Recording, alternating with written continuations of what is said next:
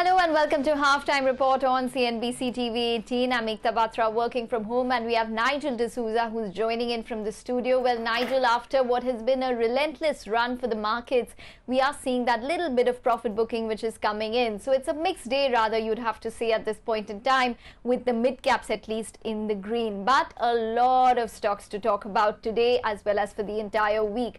We've been talking ad nauseum about all of the result reactions, but do watch out for the results today as well as results tomorrow. So I just want to point out a couple of stocks related to that. So results today, we had the likes of Eicher Motors, Hindalco, Gale, Titan, Aurobindo, Page Industries, and tomorrow is even a busier day, Nigel. That's absolutely, Ekta. And the point that you made, it's a wee bit of red. That wee bit is getting a little bit less because as we speak, the Nifty has seen a big recovery from the low point of the day, confirming that thesis that it's a buy on dips market.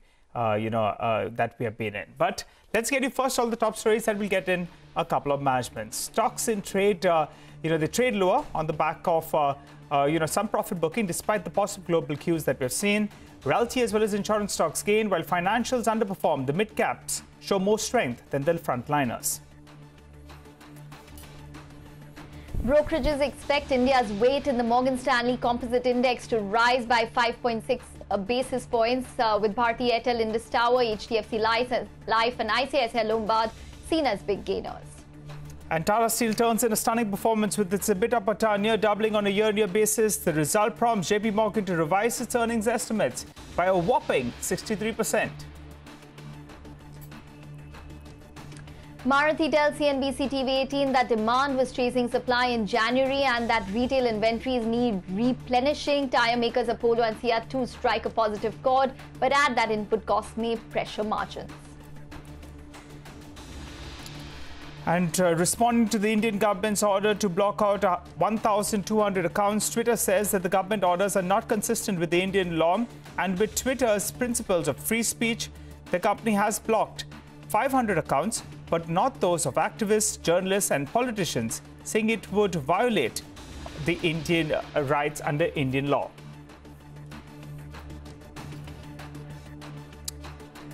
Well, let's get to a couple of numbers and a couple of earnings reactions that we had. HEG, well, they reported a better than expected performance, at least on a sequential basis, though on a year-on-year basis, things are far from what it was at the pre-COVID level. However, the stock has recovered from the low point of the day. So let's understand a couple of details. And for that, we have Mr. Manish Gulati, the Executive Director of the company, who joins in. Hi, Mr. Gulati. Thanks so much for joining in, sir. Give us a few details first up. Tell us, what were the utilization levels in the past quarter? There's been an improved performance. So what were they in the past quarter? And what are the utilization levels likely to pick up to in quarter four? Give us some details, sir. Yeah. So when we started this year with the first quarter, that was the COVID time when we had our first lockdown towards 23rd or 24th of March. So April, May, June was impacted a lot. We had 50% capacity utilization. Then the next quarter, quarter two, it was 70%. In Q3, it was 75%. And going to Q4, it should be around 80%. So we are seeing volumes come back. And we have worked through most of our high-cost inventories, although a little bit still remains. But that's more or less, getting out of the system. Another quarter, quarter and a half, it should be completely out. So that is what is also reflecting in our Q3 results, that we have gone through it already. Okay. Mr. Gulati, so that's positive news. The 80% capacity utilization is probably what you expect. But can you give us a sense in terms of how exactly it would translate into your EBITDA going forward? Because you've turned EBITDA positive, I think, after 3 quarters. So what is the trajectory? See, in this quarter, the last quarter of this year, Jan to March, our results are almost going to be similar to the Q3, but going forward from April, June quarter next year onwards, we expect a rise in EBITDA because of 2 reasons. We are expecting prices to start firming up, definitely more than what is in Q3 and Q4. And we have worked our way through the high cost inventories. So we are expecting EBITDA to start going up from April to June quarter onwards. Okay, so what would that mean in terms of margins? Where does your EBITDA per ton or your margins go up to? Give us a sense out there. And you're saying prices will go up, right? Any kind of ballpark range that you have in mind? How much will the prices go up? And Mr. Gulati, if I heard that correct, your high cost inventory, that's your input cost, that's already been exhausted, or that will be exhausted in Q4? In Q4, a large part of it will get exhausted, and in the Q1 of next year, some tonnage would still remain, but that will blend with the new raw materials coming in. So EBITDA margins are going to improve. I will not be able to give a number, but definitely pricing is on its way up. You see, in our industry, we are kind of a lag to the steel industry. So if you look at the steel industry fundamentals, even in rest of the world, in India as well, the utilization rates are going up. The prices of steel are going up, and I believe they're at an all-time high today. That is definitely translating into improved demand for graphite electrodes. And we are very well positioned to capture that market in India and overseas. Okay, that's exactly what I just wanted to come to. You know, you're seeing capacity utilization, pricing power, all of that coming in. But if you had to give us some information with regards to demand, both in India as well as overseas, can you give us a sense in terms of where exactly your orders are coming through from, and where do you have pricing power the most?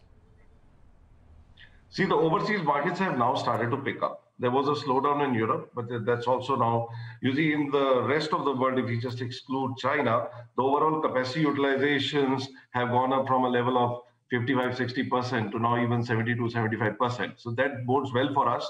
The electrode demand is coming back. Also, we had this unique situation in our industry that a lot of steel mills had overbought electrodes when the electrodes were touching skyrocketing prices. So they have also worked through the inventories. Now the supply chain is lean. I don't believe any steel company has some excess inventories today, and the steel production is going up. So now the real demand is coming back. Our capacity utilizations are going up. In next year, I can definitely see in excess of 80% capacity utilization, which is what we are going to notice from Q4 of this year onwards. You know, Mr. Gulati, as you speak, the stock moves to the high point of the day, and you're sounding very, very confident that things are on the mend. I was just doing some rough math. You said you did at around 75, you did 75% capacity utilization levels in the third quarter. Your capacity is roughly around 80,000 tons. So I'm guessing you would have sold around 15,000 tons in the past quarter. Now, back of an envelope calculation tells me that your realization was around $3,200 per ton.